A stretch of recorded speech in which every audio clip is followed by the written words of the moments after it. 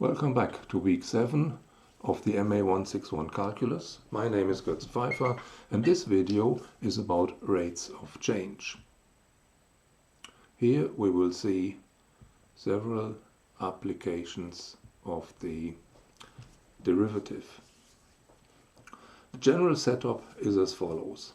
Suppose we have a quantity y that depends on another quantity x. So y is a function f of x. If x changes from x1 to x2, then the change in x is often denoted delta x, and this is the Greek letter delta, capital delta. For difference, delta x is x2 minus x1.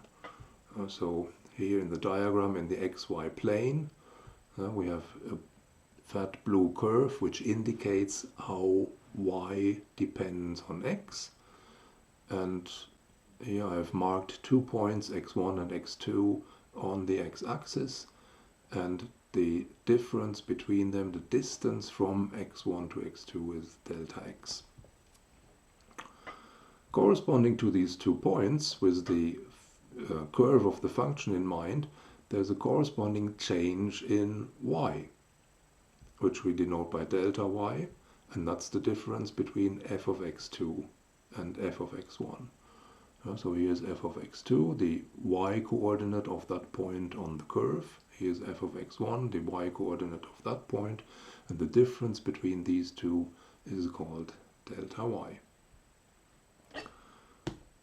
Similar to examples we've seen before, the difference quotient, delta y divided by delta x, or more explicitly, f of x2 minus f of x1 divided by x2 minus x1, is the average rate of change of y with respect to x over this interval from x1 to x2.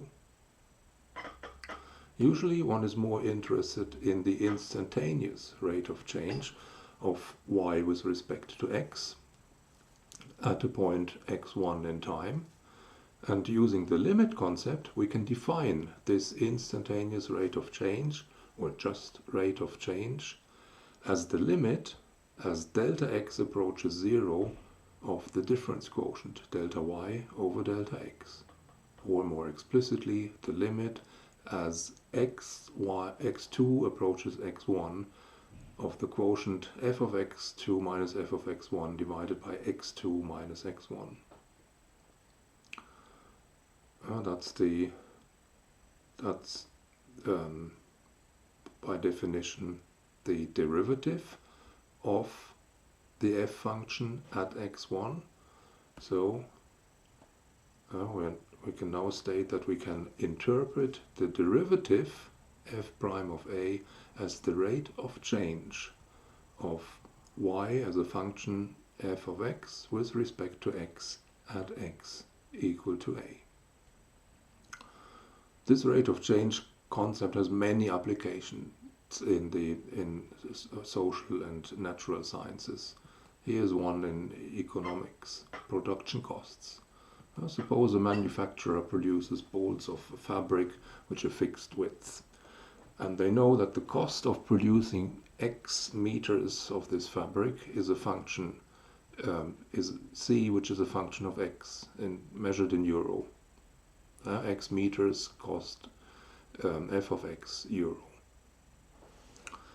We can ask some questions. And note that this is not a formula description of a function. It's a word description. There's a function one has in mind. It's not explicitly stated, it's described in words. Still, we can argue with it, and we can ask questions like, what's the meaning of the derivative f prime of a? And in what units is it measured? In this setup, what would it mean to say that f prime of 1000 is 9? Or one can ask, what do you think is greater, f prime of 50 or f prime of 500? And what about f prime of 5000? So let's go through these one by one. We've just decided that the derivative f prime of x is the rate of change, in this case of the cost function capital C with respect to x. And that is the rate of change of the production cost relative to the number of meters being produced. Economists call this the marginal cost. Its units are the same as the units of the difference quotient. The difference quotient, the difference in cost divided by the difference in meters. So the units here would be euro per meter. With that in mind, to say that f prime of 1000 is 9 means that after 1000 meters being produced, the production cost increases at a rate of 9 euro per meter. Roughly speaking, the 1001st meter, to produce the 1001st meter would cost them 9 euro. And as these manufacturing processes work, comparing the derivative at 50, 500 and 5000, presumably something like this is true, that f prime of 500 is smaller than f prime of 50 because of economies of scale. The more you produce, the cheaper you can produce the next things because things are in place. And presumably this efficiency, this economy of scale eventually runs out of steam and might make f prime of 5000 bigger than f prime of 500. The marginal cost at 5000 more than the marginal cost at 500 because too large scale costs causes extra costs. That's a rate of change example from the world of economy. Here's an example of a different kind. First, it's different from the previous example, as this is not a word description of the function. This is a function given as a table of values, and the values I chose here are values which have been of some interest recently. The cumulative total numbers of COVID-19 cases in County Galway over the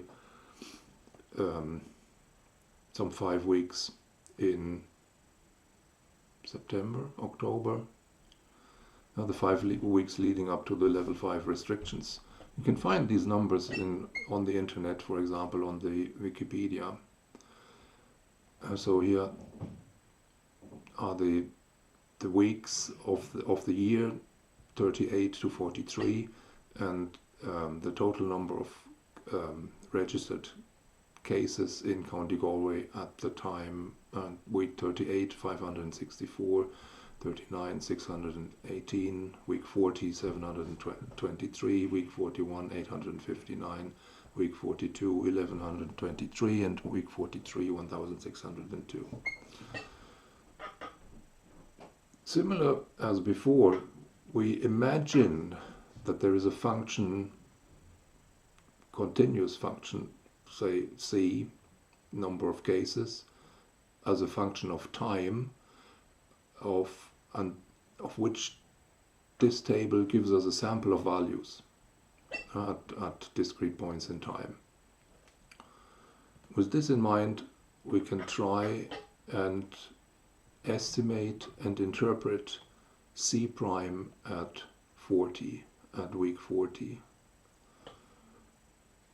So as far as the interpretation is concerned, C prime of 40 is the rate of change of this case function with respect to time at point 40 in time, where here time is measured in weeks.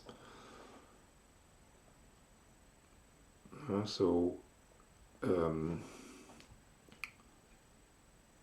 as a formula, we have the derivative c prime of 40 is the limit as t approaches 40 of the difference quotient, c of t minus c of 40 divided by t minus 40. And we can compute some of these difference quotients for values t close to 40 from the table we have.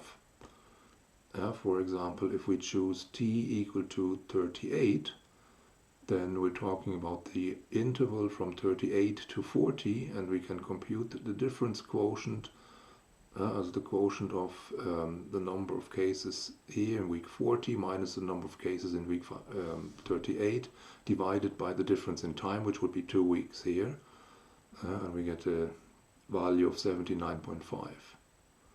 If we move a bit closer to 40, say t, we take t to be 39, then we're talking about the interval from 39 to 40, and we get as the value of the difference quotient 105, which is the number of new cases that were added in week 39 to the existing cases, 105.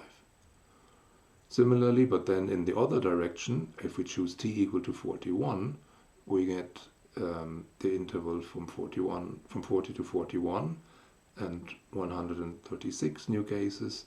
Or if we choose t equal to 42, we get a difference quotient of 200.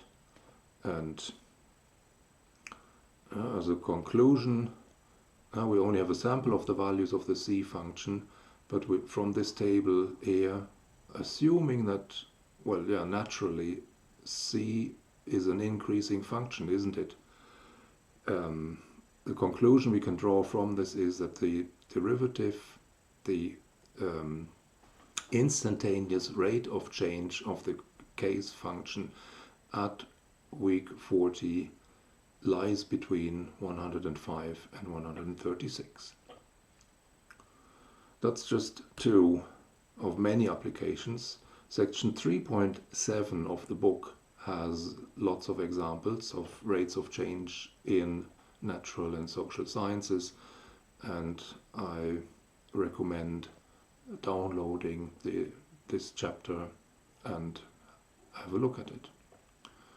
That's it for the rates of change. Next up, we'll look at the derivative as a function.